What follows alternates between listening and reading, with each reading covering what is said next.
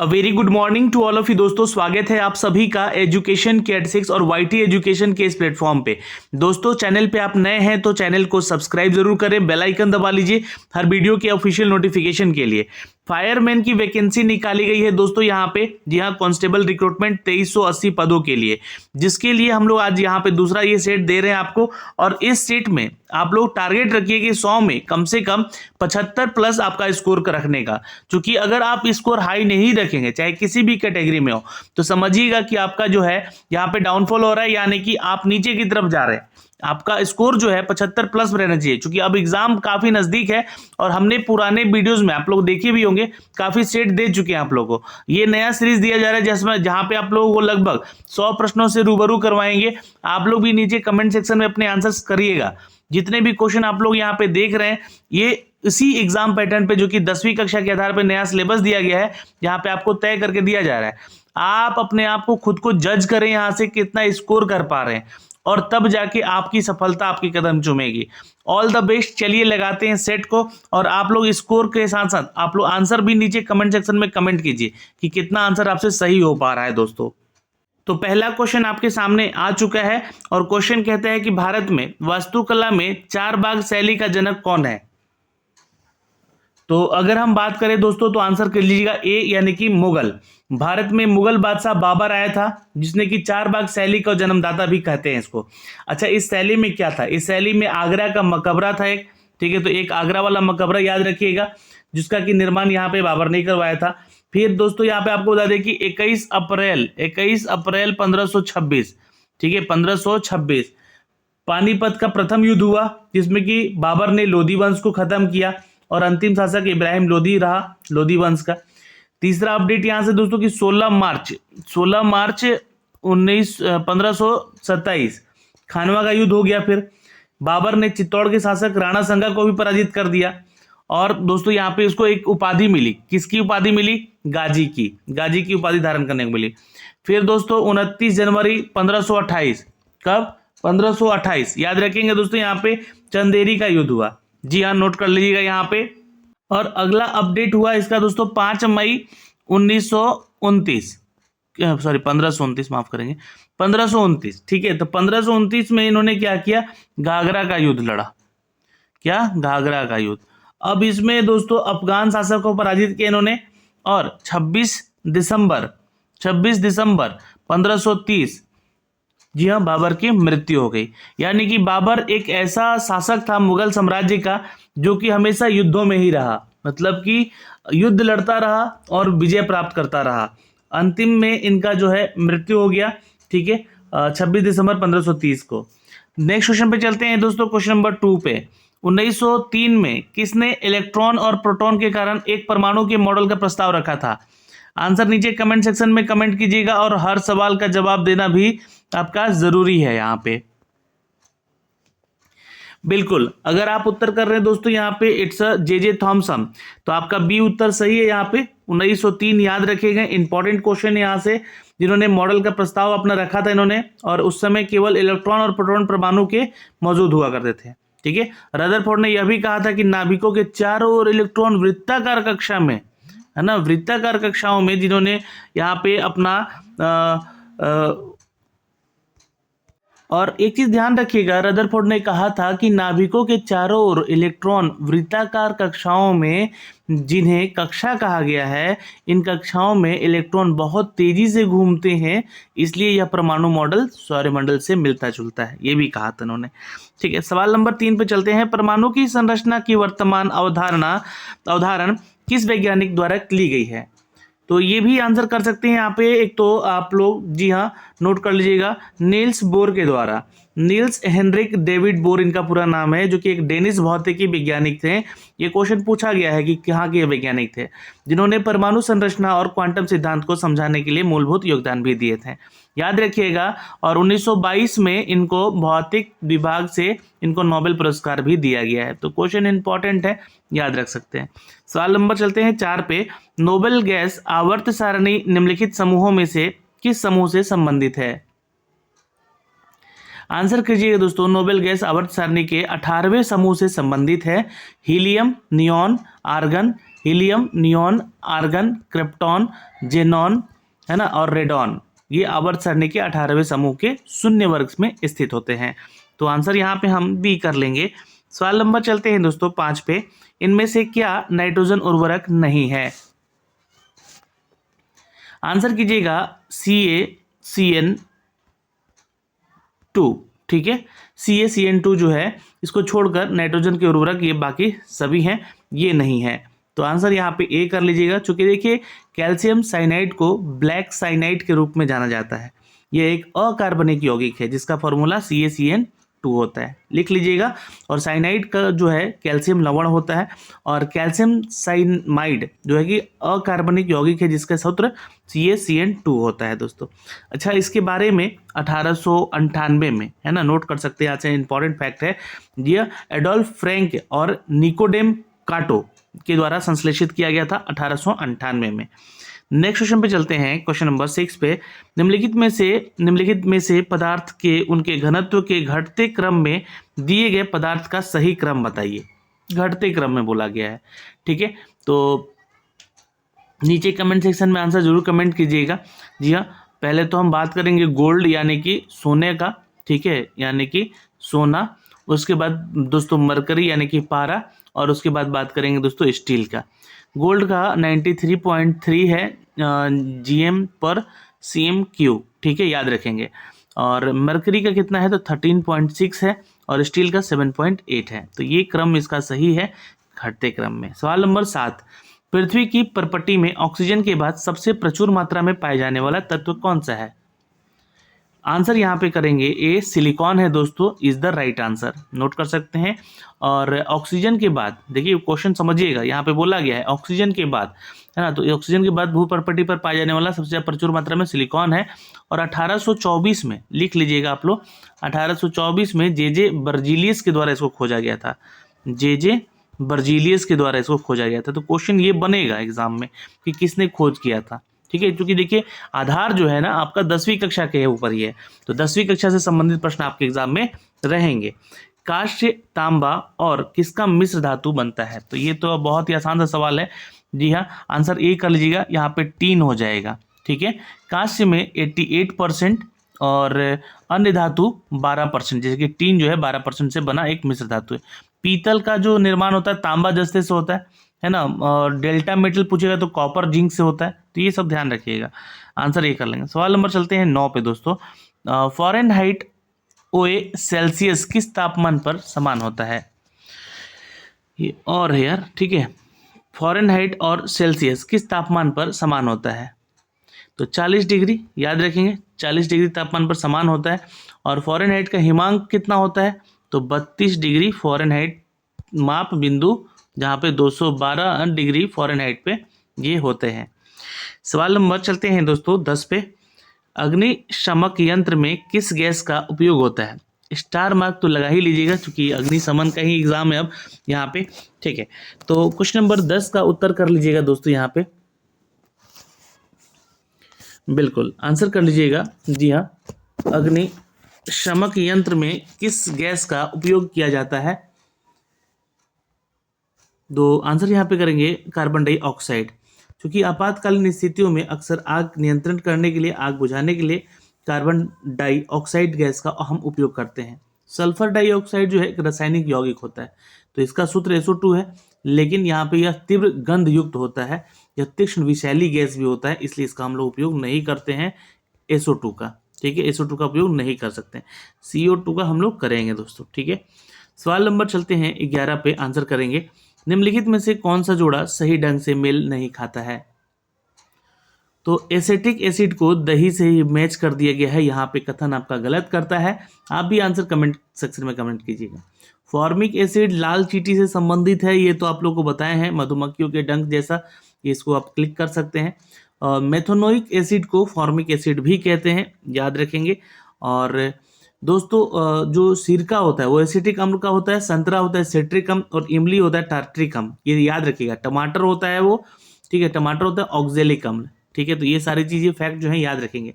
चींटी का डंक जो होता है दोस्तों, बिच्छू का डंक जो होता है वो मेथोनोइक अम्ल का होता है। ठीक है, नेक्स्ट सवाल नंबर 12 पे चलते हैं। गांधार मूर्ति कला सर्वोच्च कृतियां कब प्रकट हुई? आंसर करेंगे कुषाण काल में। B is the correct answer. Gandhara कला की मूर्तियां मुख्यतः बुद्ध से संबंधित हैं और मौर्य काल में चंद्रगुप्त द्वारा लकड़ी का राजप्रसाद बनाया गया था। दोस्तों, मौर्य कला में मुख्यतः अशोक के शिलालेख जो थे, ये गुफा लेख जो थे वो संबंधित हैं, लेकिन गांधार कला की सर्वोच्च कृतियां कुषाण कला में सामने आई थी। नेक्स्ट क्वेश्चन पे चलते हैं, क्वेश्चन नंबर 13 पे। अकबर के शासनकाल के दौरान कौन कमांडर, सैन्य कमांडर को जी हाँ रूप में जाना जाता था? कोतवाल, बख्शी, फौजदार या फिर सदर? तो 13 का उत्तर करेंगे दोस्तों फौजदारस। नोट कर सकते हैं दोस्तों यहाँ पे, यह अकबर के शासनकाल के दौरान सैन्य कमांडर को फौजदारस के रूप में जाना जाता था। ठीक है, फौजदार जो होते थे जिले का प्रधान फौजी हुआ करता था। तो सी इज द करेक्ट आंसर। सवाल नंबर 14 पे चलते हैं। भारत के राष्ट्रपति के पास जी हाँ किसकी समान शक्तियां और कार्य यहाँ पे निहित है? तो भाई भारत के राष्ट्रपति के पास देखिए, आपको बताइए यहाँ पे किस देश से ये संबंधित है। तो भारत का राष्ट्रपति के पास जैसा कि ब्रिटेन की रानी होती है, उसी के समान यहाँ पे शक्ति भी इसको और कार्य करने की ताकत दी गई है। तो आंसर यहाँ पे हम करेंगे ब्रिटेन की रानी की जैसा। D is the right answer. राष्ट्रपति जो होता है संसद का अभिन्न अंग होता है। ठीक है, संसद का अभिन्न अंग राष्ट्रपति, राज्यसभा और लोकसभा तीनों होते हैं, ये ध्यान रखिएगा। सवाल नंबर चलते हैं दोस्तों 15 पे। भारत में सर्वोच्च न्यायालय और उच्च न्यायालय के न्यायाधीशों की नियुक्ति कौन करता है? आंसर करेंगे दोस्तों यहाँ पे इट्स बी, राष्ट्रपति करते हैं। नोट कर सकते हैं यहाँ से। आर्टिकल अगर 75 की हम बात करेंगे तो आर्टिकल 75 के तहत प्रधानमंत्री को नियुक्ति राष्ट्रपति ही करता है, ये भी ध्यान रखिएगा। और भारत में सर्वोच्च न्यायालय और उच्च न्यायालय यानी कि सुप्रीम कोर्ट और यहाँ पे जो हमारा उच्च न्यायालय यानी कि हाई कोर्ट है, उसके न्यायालय के न्यायाधीशों की नियुक्ति भी कौन करता है? तो राष्ट्रपति ही करता है। सवाल नंबर 16 पे चलते हैं। Choose the incorrectly spelled word from the option. तो इनकरेक्टली स्पेल्ड वर्ड है दोस्तों विकल, है ना। यहाँ पे देखिए विकल मैंने सुधार दिया है एक्चुअली। यहाँ भी देखिए स्पेलिंग अभी से सही है, यहाँ पे ये गलत लिखा हुआ था, VI लिखा हुआ था यहाँ पे स्पेलिंग वो क्वेश्चन में, पर यहाँ पे आंसर क्या हो जाएगा? VEHICAL। ठीक है, नोट कर लेंगे। और नहीं, यहाँ पे जो है VE है ना, VEHICLE होगा यहाँ पे, ये गलत है। ये पूरा वोकल, फोकल और लोकल ये तीनों सही है, बट व्हीकल यहाँ पे इस तरह से लिखा जाएगा। तो आंसर सी हो जाएगा, जो कि गलत यहाँ पे स्पेल्ड किया हुआ है। सवाल नंबर 17 पे चलते हैं दोस्तों। उच्च न्यायालय के सेवानिवृत्त न्यायाधीश की वकील के रूप में काम करने की अनुमति नहीं होती है। आंसर करेंगे उच्च न्यायालय में जिसमें वह सेवानिवृत्त हुआ रहता है। D is the correct answer. सवाल नंबर 18। निम्नलिखित में से कौन भारत के राष्ट्रपति के चुनाव में भाग नहीं लेता है? तो आंसर कीजिएगा दोस्तों, संसद सदस्य के मनोनीत जो होते हैं वो भाग नहीं लेते हैं, क्योंकि राष्ट्रपति के निर्वाचन जनता का प्रत्यक्ष रूप से नहीं करती है, बल्कि यह एक निर्वाचन मंडल के सदस्यों के द्वारा होता है। उसका निर्वाचन किया जाता है जिसमें कि कुछ लोग शामिल होते हैं, जैसे कि संसद के दोनों सदन के लोग शामिल होंगे, राज्य विधानसभा के निर्वाचित सदस्य शामिल होंगे। ठीक है, तो ये सारी चीजें ध्यान रखेंगे। और उसमें केंद्र शासित प्रदेशों जैसे कि दिल्ली, पौंडीचेरी विधानसभाओं में निर्वाचित सदस्य होते हैं, वो भी शामिल होंगे। तो ये सारी डिटेल यहाँ पे है आपको संसद में सदस्य मनोनीत करने के। तो D is the correct answer. सवाल नंबर चलते हैं दोस्तों 19 पे। स्वतंत्र भारत की पहली राष्ट्रीय समाचार एजेंसी कौन सी थी? The free press of India. B is the correct answer, note कर लीजिएगा। The free press of India British Raj की अवधि के दौरान स्वामीनाथन सदानंद के द्वारा सन 1920 में इसको स्थापित किया गया था। नोट कर लेंगे। सवाल नंबर चलते हैं 20 पे। बोडो और डोगरी को 8वीं अनुसूची में निम्नलिखित संशोधन के द्वारा जोड़ा गया। बिल्कुल, बोडो और डोगरी को 8वीं अनुसूची में निम्नलिखित संशोधन के द्वारा जोड़ा गया। तो आंसर कीजिएगा 92। ठीक है, ये 92वां संशोधन था जिसमें कि बोडो और डोगरी जो कि एक भाषा है, इसको 8वीं अनुसूची में जोड़ा गया। यह 14 भाषाएं अगर हम बात करें दोस्तों, तो शुरुआत में मूल संविधान में हमारे शामिल की गई थी, और इसके बाद सिंधी भाषा को कब जोड़ा गया? 1967 में जोड़ा गया, जो कि 21वां संविधान संशोधन था। ठीक है, यहाँ पे और दोस्तों यहाँ पे आप आंसर कर लीजिएगा, बोडो और इसको जोड़ा गया कब? 2003 में। ये नोट कर लीजिएगा। कौन सा? 92वां संविधान संशोधन था। सवाल नंबर चलते हैं 21 पे दोस्तों, आंसर कीजिएगा। आमतौर पर 3 से 4 ट्रैफिक स्तर वाले खाद्य श्रृंखलाओं के पीछे क्या कारण है? आमतौर पर 3 से 4 ट्रॉफिक स्तर वाले खाद्य श्रृंखलाओं के पीछे का स्तर पर ऊर्जा की कमी के कारण होता है। तो आंसर यहाँ पे हम सी कर लेंगे, इज द करेक्ट आंसर। सवाल नंबर 22 पे चलते हैं। निम्नलिखित में से कौन सा संबंध सत्य है? तो आंसर कर लीजिएगा दोस्तों, यहाँ पे सी जो है उत्तर आपका बिल्कुल सही है। GNP is equal to GDP plus विदेश से शुद्ध कारक आय होते हैं। तो आंसर यहाँ पे हम कर लेंगे सी इज द करेक्ट आंसर। सकल राष्ट्रीय उत्पाद यानी कि ग्रॉस नेशनल प्रोडक्ट किसी अर्थव्यवस्था में जीएनपी उस आय को कहते हैं जो कि जीडीपी में विदेशों में होने वाले आय को छोड़कर या जोड़कर होते हैं। नेक्स्ट क्वेश्चन पे चलते हैं दोस्तों, क्वेश्चन नंबर 23 पे किस लोकसभा अध्यक्ष के मातृश्री पुस्तक लिखी गई है? बिल्कुल आंसर कर लीजिएगा दोस्तों, यहाँ पे इट्स अ सी, सुमित्रा महाजन को यहाँ पे आंसर सी कर लेंगे। और प्रधानमंत्री मोदी के द्वारा 11 अप्रैल, ठीक है, नोट कर लीजिएगा, 2019 में ही, ठीक है, लोकसभा अध्यक्ष सुमित्रा महाजन की लिखित पुस्तक माताश्री को विमोचन भी किया गया था। सवाल नंबर चलते हैं 24 पे दोस्तों, आंसर करेंगे। Form a meaningful word by the adding the suffix hood. Hood जो है सफिक्स पीछे लगता है किसी भी वर्ड के, तो हुड किसके आगे लगेगा कि वो सही एक वर्ड बनेगा। तो ब्रदरहुड आप लिख सकते हैं, भाईचारा, ठीक है, याद रखेंगे, सी इज द करेक्ट आंसर। सवाल नंबर चलते हैं दोस्तों 25 पे। निम्नलिखित में से कौन सा अनुच्छेद बताता है कि जाति, धर्म, वंश, लिंग, जन्म स्थान के आधार पर कोई भेदभाव नहीं होना चाहिए? निम्नलिखित में से कौन सा अनुच्छेद बताता है कि जाति, धर्म, वंश, लिंग, जन्म स्थान के आधार पर कोई भेदभाव नहीं होना चाहिए? तो याद रखेंगे दोस्तों, भारतीय संविधान के तहत भाग 3 में, है ना, भाग 3 में अनुच्छेद 12 से लेकर 35 तक में, है ना, मूल अधिकारों का वर्णन किया गया है। अनुच्छेद 15 कहता है कि राज्य अपने किसी भी नागरिक को केवल धर्म, जाति, लिंग और नस्ल, जन्म और स्थान के आधार पे ये भेदभाव नहीं करेगा। नेक्स्ट क्वेश्चन पे चलते हैं दोस्तों, क्वेश्चन नंबर 26 पे। यह ग्लूकोमा किसकी बीमारी है? तो ग्लूकोमा दोस्तों आंखों की बीमारी है। D is the correct answer, यहां से आप नोट कर सकते हैं, D is the correct answer. सवाल नंबर चलते हैं 27 पे दोस्तों, इंटोमोलॉजी में क्या पढ़ाया जाता है? इंटोमोलॉजी में इंसेक्ट के बारे में पढ़ाया जाता है, यानी कि कीटों के बारे में पढ़ाया जाता है। तो B is the correct answer. यह ऑस्टियोलॉजी हड्डी का अध्ययन करता है, और ऑस्टियोलॉजी कहते हैं उसको, ठीक है। पृथ्वी से संबंधित जो कि होता है जियोलॉजी होता है, और मस्तिष्क से संबंधित न्यूरोलॉजी होता है। सवाल नंबर चलते हैं 28 पे। किस फल को जीआई टैग मिला है इन चारों में से? तो अल्फोंस जो है आम, जो है अल्फांसो आम जो है एक तरह का आम है, प्रजाति है ये आमों की, जिसको कि जीआई टैग दिया गया है, और ये महाराष्ट्र के रत्नगिरी क्षेत्र में होता है, जो कि सिंधु दुर्ग और आसपास के इलाकों में भी ये उपजाए जाते हैं। भारत सरकार ने महाराष्ट्र के लिए इसको जीआई टैग प्रदान किया है। ज्योग्राफिकल इंडेक्शन कहते हैं इसको, ठीक है, इंडिकेशन कहते हैं इसको, याद रखेंगे। सवाल नंबर चलते हैं 29 पे दोस्तों।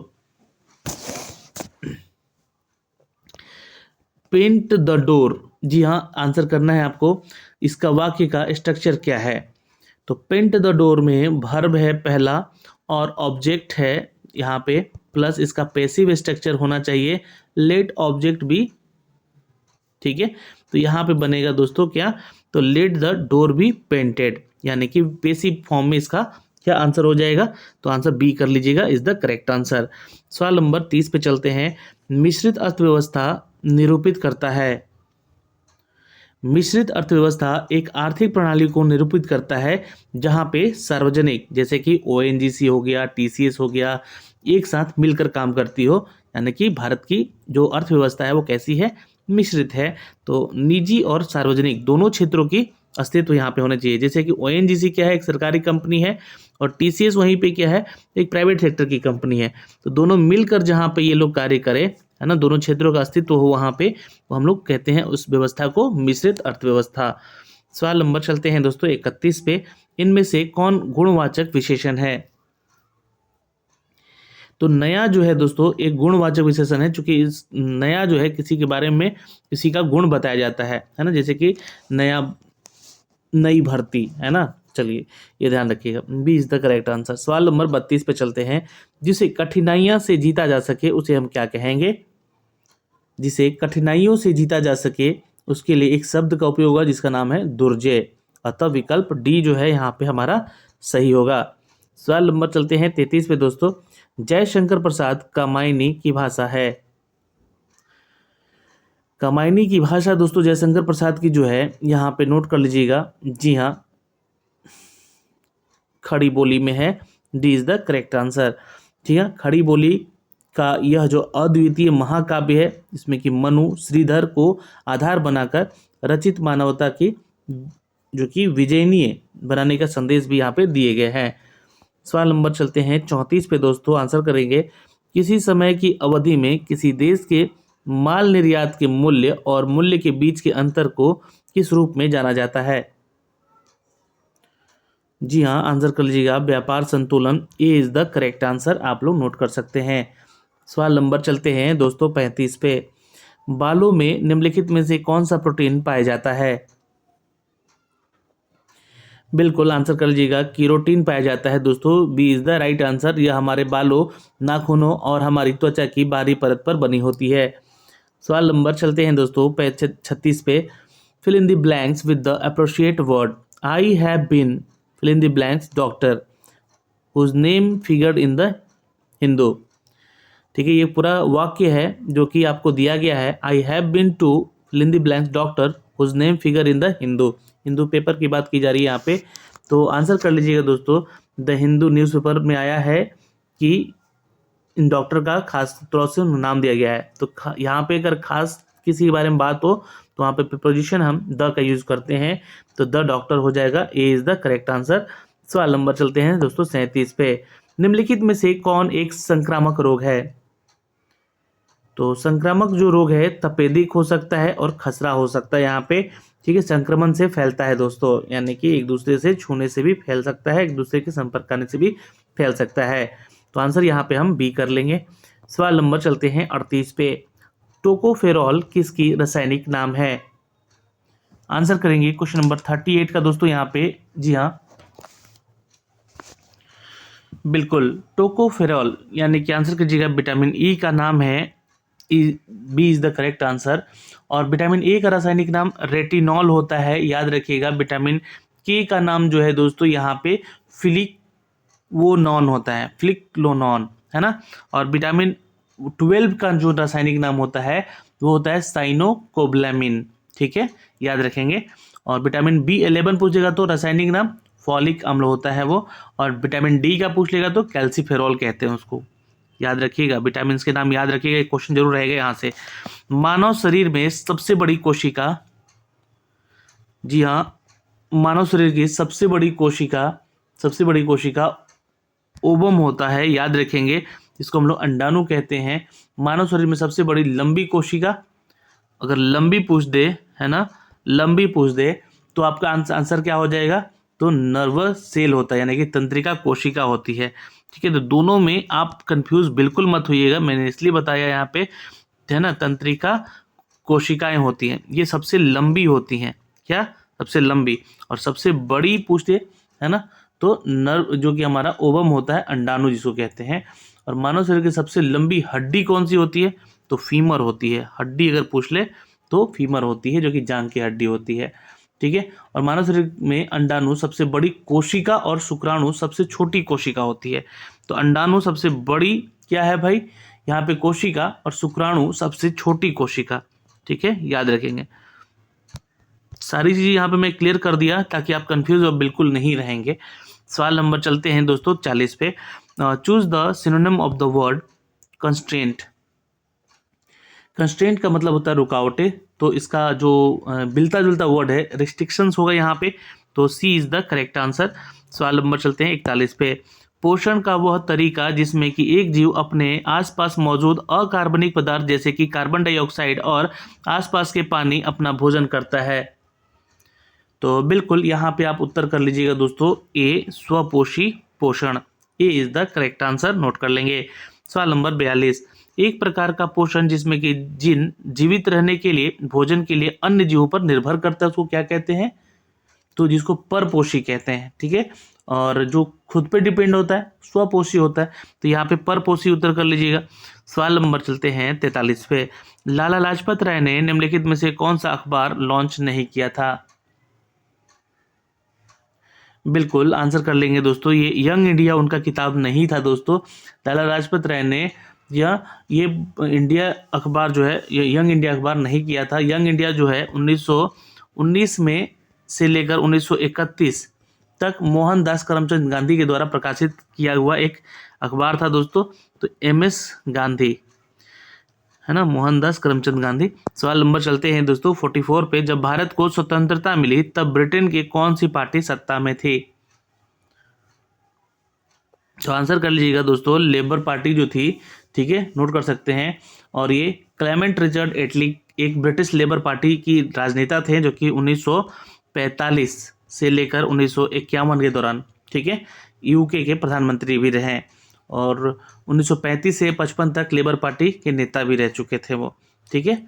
चलिए नेक्स्ट क्वेश्चन में चलते हैं, क्वेश्चन नंबर 45 पे, निम्नलिखित में से कौन सा BC का सही संक्षिप्त रूप है? BC का संक्षिप्त रूप यानी कि ईसा पूर्व कहते हैं, बिफोर क्राइस्ट कहते हैं इसको। तो आंसर यहाँ पे कर लीजिएगा, C is the right answer, ईसा पूर्व। सवाल नंबर 46, प्लासी का लड़ाई किसके बीच हुआ था? तो प्लासी की लड़ाई सिराजुद्दौला और ब्रिटिश सेना के बीच लड़ी गई थी। तो आंसर यहाँ पे क्या कर लेंगे, B। कब हुआ था? तो डेट याद रखिएगा, 23 जून, ठीक है, 23 जून 1757, ठीक है। अंग्रेजों के सेनापति रॉबर्ट क्लाइव थे और बंगाल का नवाब सिराजुद्दौला था जिनके बीच ये युद्ध हुआ और मीर जाफर को धोखाधड़ी करने के कारण पराजित हुआ था सिराजुद्दौला, ठीक है। तो आंसर यहाँ पे हम B कर लेंगे। सवाल नंबर चलते हैं दोस्तों 47 पे, विश्व नागरिक सुरक्षा दिवस कब मनाया जाता है? ये मनाया जाता है दोस्तों 1 मार्च को, याद रखेंगे, इंपॉर्टेंट क्वेश्चन है, पूछा जा सकता है एग्जाम में, ठीक है। 1990 में अंतर्राष्ट्रीय नागरिकता सुरक्षा संगठन भी बनाया गया जो कि ICDO के नाम से जाना गया, जो कि 1 मार्च को इस दिन को मनाने का फैसला किया गया, ठीक है। तो याद रखेंगे दोस्तों। सवाल नंबर चलते हैं यहाँ पे 48 पे, राष्ट्रवादी कांग्रेस पार्टी को किस में स्थापित, कब की स्थापित किया गया था? ठीक है, तो 48 का आंसर कर लीजिएगा दोस्तों यहाँ पे D। 1999 में महाराष्ट्र के शरद पवार, है ना, शरद पवार, याद रखिएगा, राष्ट्रवादी कांग्रेस पार्टी लिखा गया है। तो शरद पवार जो कि महाराष्ट्र से संबंधित हैं और मेघालय के एक PA संगमा, है ना, PA संगमा के द्वारा इसको स्थापित किया गया और वर्तमान में यह एक राष्ट्रीय पार्टी है जिसका चुनाव चिन्ह क्या है? तो घड़ी है, ठीक है, याद रखेंगे। सवाल नंबर 49, उज्ज्वल के साथ सही संधि विकल्प चुनिए। उज्ज्वल जो लिखा गया है उसका संधि विच्छेद क्या होगा? उत प्लस ज्वल। कैसे लिखाएगा? उत प्लस ज्वल, है ना, उज्ज्वल, ऐसे इसका संधि विच्छेद होगा। व्यंजन के बाद यानी कि ज जो है व्यंजन है, व्यंजन के बाद जब भी स्वर है, यानी कि व जो है ये क्या है? एक स्वर है।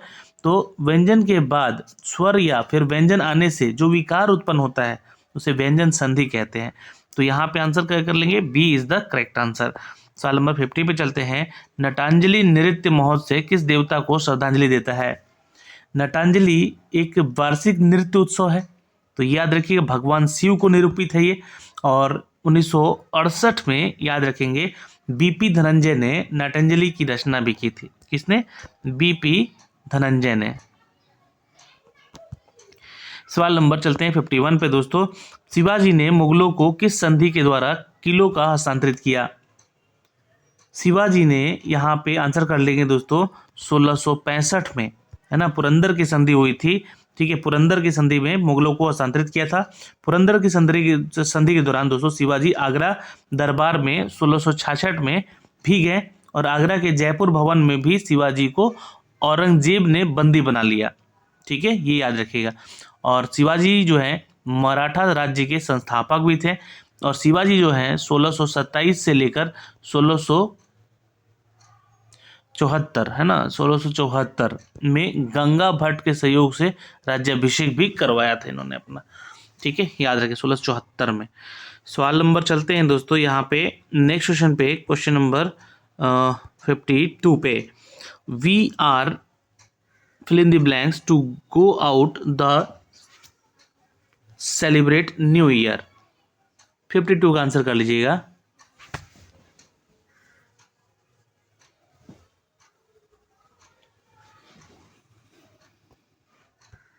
तो यहाँ पे आंसर कर लीजिएगा दोस्तों, it's a B, planning. We are planning to go out to celebrate new year. ठीक है, यहाँ पे आंसर क्या कर लेंगे, सब्जेक्ट के जो योजना बना रहा है उसको एक्टिव वॉइस में रखना है, तो वी आर प्लानिंग, इसलिए आंसर लिया जाएगा। सवाल नंबर चलते हैं 53 पे। ध्वनि किस रूप में यात्रा करती है? आंसर कीजिएगा अनुदैर्घ्य तरंग के रूप में। तरंग के दो प्रकार होते हैं, एक अनुदैर्घ्य तरंग होता है, एक अनुप्रस्थ तरंग होता है। ध्वनि जो है एक यांत्रिक तरंग है और विद्युत चुंबकीय तरंग नहीं होता है, जबकि प्रकाश एक विद्युत चुंबकीय तरंग होता है, तो इसको हम लोग अनुदैर्घ्य तरंग कहेंगे। सवाल नंबर 54। निम्नलिखित में से किस में कार्बोहाइड्रेट, वसा और प्रोटीन का अच्छा प्रतिशत है? आंसर कर लीजिएगा दोस्तों यहाँ पे, जी हाँ, इट्स अ बी, यानी कि मूंगफली में। ठीक है, याद रखेंगे। सवाल नंबर चलते हैं 55 पे दोस्तों। मानव आंख का कौन सा हिस्सा मृत डोनर से जीवित व्यक्ति को डोनेट किया जाता है या प्रत्यारोपित किया जाता है? तो आइरिस। ठीक है, C is the correct answer, याद रखिएगा, क्वेश्चन पूछा गया है। सवाल नंबर 56 दोस्तों। जल्लीकट्टू बुल फाइट्स जो है किसकी जगह पर होता है? जल्लीकट्टू बुल्स फाइट जो होता है वो तमिलनाडु में होता है, C is the correct answer. और आमतौर पर भारतीय राज्य तमिलनाडु में मट्टू पोंगल के दिन ये भी होता है, याद रखेंगे। सवाल नंबर 57। रक्त में पाए जाने वाला शरीर में ऑक्सीजन का परिवहन के लिए जिम्मेवार कौन होता है? आंसर कीजिएगा दोस्तों, आरबीसी होता है। आरबीसी शरीर में ऑक्सीजन का परिवहन के काम करता है और रक्त जो है एक संयोजी ऊतक होता है, तो आंसर हम यहाँ पे ए कर लेंगे। सवाल नंबर 58 पे चलते हैं। मनुष्य के लिए शोर की सह सीमा करीब करीब होती है? बिल्कुल, आंसर कर लीजिएगा दोस्तों यहाँ पे, जी हाँ, मनुष्य के लिए शोर की यह सह सीमा जो होती है लगभग 85 डेसिबल तक होती है। B is the correct answer, यहाँ से नोट कर सकते हैं। सवाल नंबर चलते हैं दोस्तों नेक्स्ट। इंद्रधनुष किस कारण से बनता है? जब प्रकाश का माध्यम, ध्यान से सुन लीजिएगा, जब प्रकाश का एक माध्यम से दूसरे माध्यम में तिरछा प्रवेश होता है ना, क्या तिरछा प्रवेश होता है, तो दूसरे माध्यम में इसके संचरण की दिशा परिवर्तित हो जाती है, इसलिए अपवर्तन और परावर्तन के कारण यह होता है। सवाल नंबर चलते हैं दोस्तों नेक्स्ट। सवाल नंबर 60 पे। कॉस्मिक किरणें क्या हैं? तो आंसर कर लीजिएगा, कॉस्मिक किरणें दोस्तों आवेशित कण से होती हैं, ये चुंबक विद्युत चुंबकीय तरंगें नहीं होती हैं। और कॉस्मिक किरणों सौर तंत्र यानी कि सोलर सिस्टम, याद रखिएगा, सोलर सिस्टम से ये उत्पन्न होती हैं और उच्च ऊर्जा का विकिरण भी करती हैं। ठीक है, नेक्स्ट क्वेश्चन पे चलते हैं दोस्तों, क्वेश्चन नंबर 61 पे। समतल दर्पण का वक्रता त्रिज्या क्या होता है? बिल्कुल याद रखेंगे दोस्तों, ये अनंत होता है और समतल दर्पण से प्राप्त प्रतिबिंब और सदैव आभासी तथा सीधा भी होता है। सवाल नंबर चलते हैं 62 पे दोस्तों। 1 किलोवाट घंटा का मान क्या होता है? आंसर कर लीजिएगा, 3.6 इंटू 10⁻6 जूल होता है। ठीक है, तो आंसर हमारा ए हो जाएगा, इज द करेक्ट आंसर।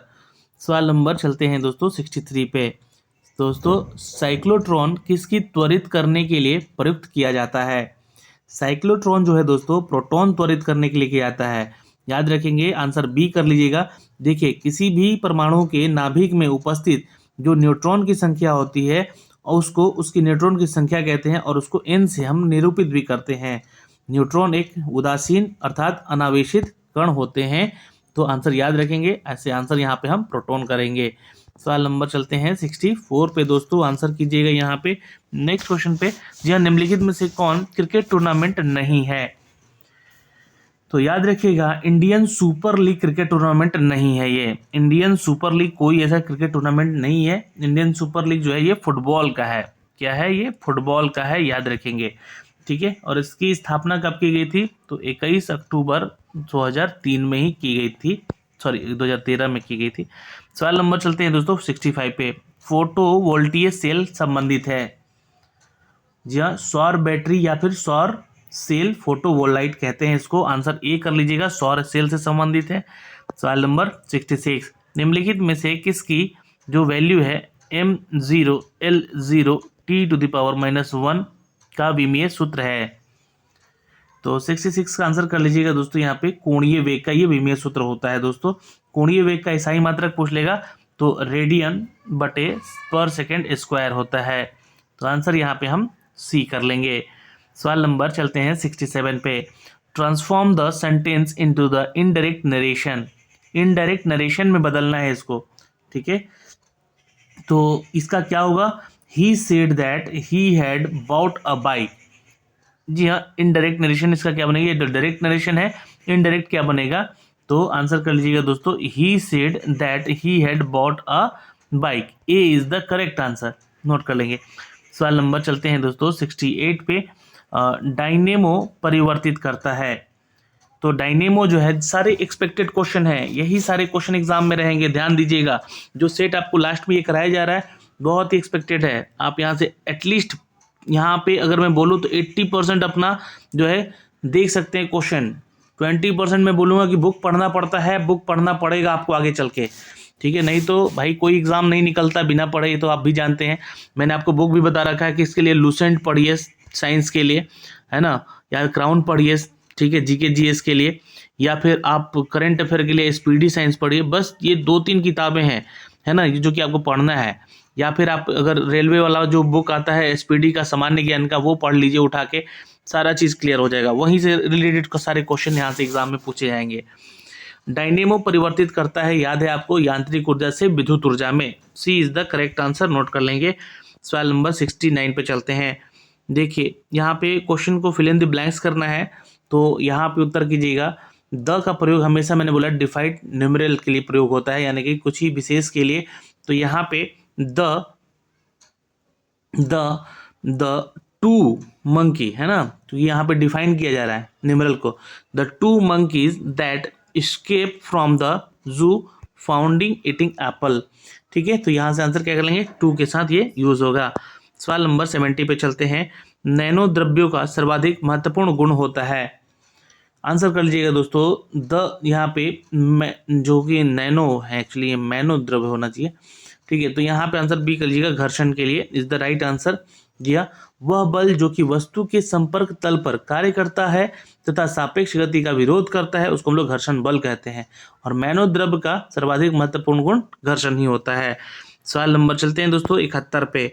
5वीं पंचवर्षीय योजना का मुख्य उद्देश्य क्या था?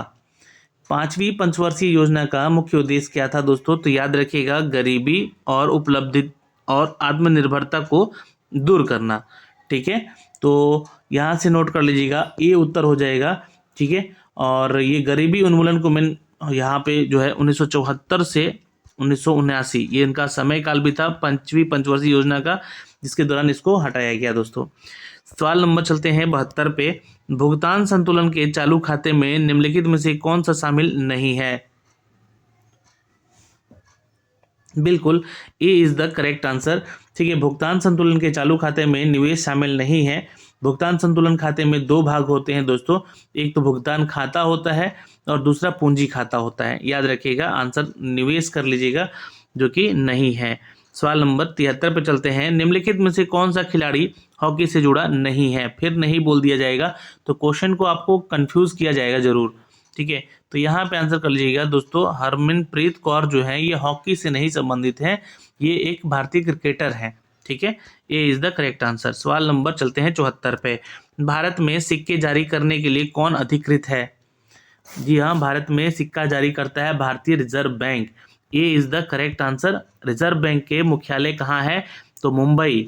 और इसका जो शक्तिकांत दास हैं, गवर्नर हैं अभी फिलहाल यहाँ पे, शक्तिकांत दास, याद रखिएगा, इंपॉर्टेंट है। सवाल नंबर चलते हैं 75 पे दोस्तों। यहाँ पे 75 पे थे, ओके, क्वेश्चन पूछा गया है यहाँ पे कि बौद्ध संगीति है ना, बौद्ध भिक्षुकों के लिए निर्मित लोमस ऋषि गुफा किस राज्य में स्थित है? तो 75 का यहाँ पे हम उत्तर करेंगे दोस्तों। बौद्ध भिक्षुकों के लिए यहाँ पे निर्मित लोमस ऋषि गुफा जो है ये बिहार राज्य में है। ठीक है, नोट कर लीजिएगा, एक्सपेक्टेड क्वेश्चन है। बिहार के कहाँ पे क्षेत्र में है भाई?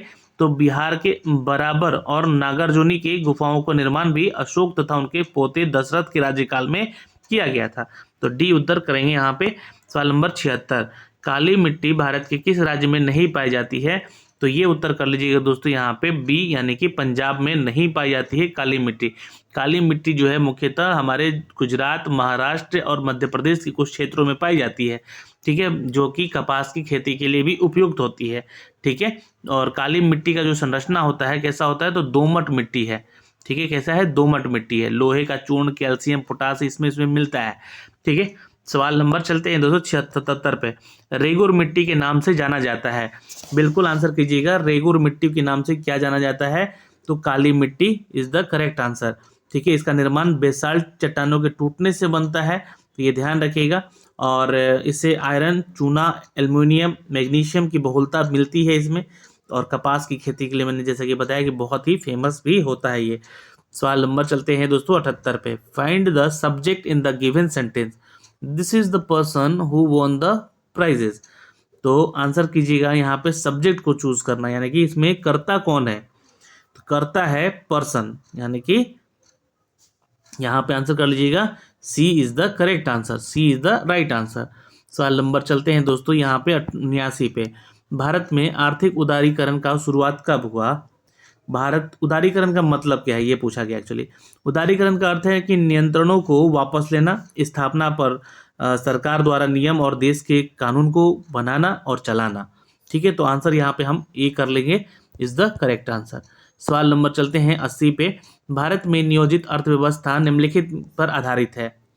आंसर कर लीजिएगा दोस्तों, इट्स समाजवादी व्यवस्था पे आधारित है। B is the correct answer. Bharat में मिश्रित अर्थव्यवस्था है जिसमें कि निजी क्षेत्र और सार्वजनिक क्षेत्र का सह अस्तित्व भी शामिल है। सवाल नंबर चलते हैं 81 पे दोस्तों। कितने समय तक छवि गायब होने से पहले रेटिना पर बनी रहती है? तो एक छवि रेटिना पर 1 सेकेंड के लिए बनी होती है, जो कि 1/16 तक ये अपडेट रहती है, यानी कि बनी रहती है। सवाल नंबर सी कर लेंगे आंसर। सवाल नंबर 82, आंख का कौन सा हिस्सा इसमें विशिष्ट रंग देता है? तो बिल्कुल आइरिस ही है, जो कि आंख का एक हिस्सा होता है जो कि पुतली के आकार को नियंत्रित करता है और इसे विशिष्ट रंग भी हमें देखने के लिए मदद करता है। तो ए इज द करेक्ट आंसर। क्योंकि देखिए नेत्र का जो प्रतिबिंब बनता है वो वास्तविक बनता है और छोटा बनता है। तो सामान्य दृष्टि वाले व्यक्तियों के लिए स्पष्ट जो दृष्टि होती है वो 2.5 सेंटीमीटर का ही होता है। ठीक है, सवाल नंबर चलते हैं 83 पे। जड़ों से पंक्तियों तक पानी और खनिजों के परिवहन के लिए कौन सा संयंत्र उत्तक जिम्मेवार होता है? तो यहाँ से 83 का आंसर कर लीजिएगा दोस्तों, बी जाइलम होता है जिम्मेवार, इज द राइट आंसर। ठीक है, नोट कर लीजिएगा। सवाल नंबर चलते हैं दोस्तों 84 पे। निम्नलिखित में से कौन सा भौगोलिक शब्द उपमहाद्वीपीय भूमि का टुकड़ा पानी से घिरा होता है या संबंधित होता है? तो बिल्कुल यहाँ पे आंसर कर लीजिएगा दोस्तों, जी हाँ, इट्स अ डी, द्वीप होता है, आइसलैंड कहते हैं। सवाल नंबर 85, ज्ञ जो है ये वर्ग किन वर्णों के संयोग से बना है? ज्ञ, तो याद रखेंगे दोस्तों ज और ज। ठीक है, याद रखेंगे ज और ज के मिलने से ज्ञ बनता है। तो B is the correct answer. सवाल नंबर 86, निम्नलिखित में से कौन सा भौगोलिक शब्द है जो कि 3 तरफ से पानी से घिरा हुआ है? आंसर कर लीजिएगा दोस्तों यहाँ पे, जी हाँ, ए यानी कि प्रायद्वीपीय नदी। ठीक है, प्रायद्वीपीय को हम लोग कहते हैं जो कि 3 तरफ से जल से घिरा हुआ है। तो भारत एक प्रायद्वीपीय देश है। भारत में निम्नलिखित में से कौन सी वृक्षारोपण फसल आवश्यक से अधिक उत्पादन करती है? तो भारत में अगर हम देखें तो जो चीन के बाद भारत दुनिया का चाय का उत्पादन सबसे अधिक करता है। तो आंसर यहाँ पे ए कर लीजिएगा, चाय का निर्यात के मामले में भारत जो है 4थे स्थान पे भी है पूरे विश्व भर में। चाय का सबसे बड़ा उपभोक्ता भारत ही है और मतलब कि सेवन करते हैं हम लोग। सवाल नंबर चलते हैं 88 पे। निम्नलिखित में कौन सा राज्य इलायची के उत्पादन के लिए नहीं जाना जाता है? नहीं बोल दिया गया है, तो आंसर उड़ीसा को कर लीजिएगा। बाकी केरल, कर्नाटक और तमिलनाडु में इसका उत्पादन बहुत होता है। ठीक है, इस इलायची जो है मसाले के तहत आता है, यह भी ध्यान रखेंगे। हरित स्वर्ण क्रांति किससे संबंधित है? बिल्कुल यहाँ पे आंसर कर लीजिएगा। हरित स्वर्ण क्रांति जो है ये बांस से संबंधित है। ठीक है, और ग्रीन गोल्ड कहते हैं इसको, बांस को। ठीक है, ग्रीन गोल्ड। सवाल, और ये कब हुआ था भाई? तो 1991 से 2003 के बीच अवधि में भारत में स्वर्णिम क्रांति की अवधि के रूप में इसको मनाया जाता है। ठीक है, बांस को हरित स्वर्ण क्रांति का गोल्ड कहते हैं।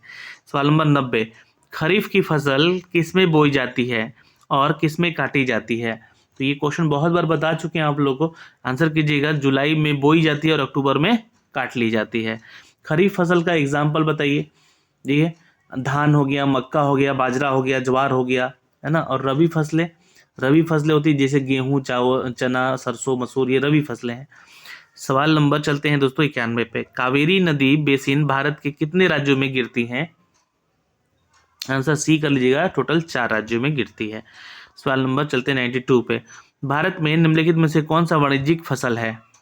वाणिज्यिक यानी कि कमर्शियल। ठीक है, तो याद रखेंगे दोस्तों यहाँ पे, जी हाँ, इट्स अ डी। इनमें सभी गन्ना, तंबाकू, जूट, ये सभी के सभी जो हैं ये हमारे वाणिज्यिक यानी कि कमर्शियल क्रॉप कहलाते हैं। नेक्स्ट क्वेश्चन पे चलते हैं 93 पे। किस गवर्नर जनरल ने अंग्रेजों ने पैरामाउंटेसी की नीति अपनाई थी? लॉर्ड हेस्टिंग्स गवर्नर जनरल ने अंग्रेजों ने पैरामाउंटेसी की नीति अपनाई थी। लॉर्ड हेस्टिंग के तहत यहाँ पे सर्वोपरि की एक नई नीति अपनाई गई, जिसमें कि कंपनी ने दावा किया कि उसका अधिकार सर्वोपरि होगा, यानी कि सबसे ऊपर होगा, सर्वोच्च होगा, यानी कि कंपनी ही मालिक है, सर्वे सर्वा। तो आंसर यहाँ पे हम डी कर लेंगे, is the right answer. Lord Hasting का जो समय अवधि पूछ सकता है एग्जाम में, तो ये 1814 से लेकर 16 तक का ही था इनका। ठीक है, सवाल नंबर चलते हैं दोस्तों यहाँ पे 94 पे। समय की एक निर्धारित अवधि में एक देश और दुनिया और उससे शेष हिस्सों के बीच किए गए सभी लेन देन के विवरण का निम्नलिखित में से रूप जाना जाता है या क्या कहा जाता है इसको? तो आंसर कीजिएगा यहाँ पे दोस्तों, इट्स सी, भुगतान संतुलन is the right answer. Note कर लेंगे। सवाल नंबर 95 दोस्तों, यहाँ पे फेफड़ों से हृदय तक ऑक्सीजन युक्त रक्त पहुंचाता है, तो ये फुफ्फुसीय धमनी होती है। C is the correct answer. Next पे चलते हैं दोस्तों, translate the given sentence into English. तो भाई देखिए वो सेंटेंस यहाँ पे लिखा नहीं गया है। ठीक है, तो this is my cultural asset, है ना, this is my cultural asset, जो कि इसका इंग्लिश ट्रांसलेशन होगा, क्योंकि वहाँ पे हिंदी में जो है यहाँ पे क्वेश्चन लिखा गया था कि यहाँ पे इसका जो है इंग्लिश ट्रांसलेशन आप करके बताइए हमें। ठीक है, तो उसी का ये इंग्लिश ट्रांसलेशन है दोस्तों, ध्यान रखिएगा। ठीक है, क्वेश्चन नंबर जो है इसका कि यह हमारी संस्कृति का धरोहर है, जिसका कि आंसर क्या होगा? यह हमारी संस्कृति का धरोहर है, तो आंसर ए कर लेंगे। This is my cultural asset जो है इसका उदाहरण होगा। ठीक है, सवाल नंबर चलते हैं 97 पे। इनमें से कौन सा अलैंगिक जनन की विधि है? अलैंगिक यानी कि विखंडन के द्वारा मुख्य रूप से एक कोशीय जीव की जनन को कहते हैं, जैसे जीवाणु, अमीबा, पेर्मीशियम, ये करते हैं लोग, एक कोशीय जीव। ठीक है, तो आंसर यहाँ पे कर लेंगे इनमें सभी, इसमें विखंडन भी होता है, मुकुलन भी होता है, बीजाणु जनन भी होता है। ठीक है, तो आंसर यहाँ पे हम डी कर लेंगे, इज द राइट आंसर। तो ऑप्शन के साथ यहाँ पे मैंने 3 क्वेश्चन थोड़ा स्किप कर दिया जो कि मैथ से जुड़े हुए थे, है ना। आप लोग उन प्रश्नों को भी देखेंगे सेट में। तो यहाँ से दोस्तों आपने कितने सही उत्तर किए, कमेंट सेक्शन में कमेंट करके ज़रूर बताइएगा। ऑल द बेस्ट आपके आने वाली परीक्षा के लिए, और भी सेट हम आप तक कोशिश करेंगे बहुत जल्दी पहुँचाने का। धन्यवाद।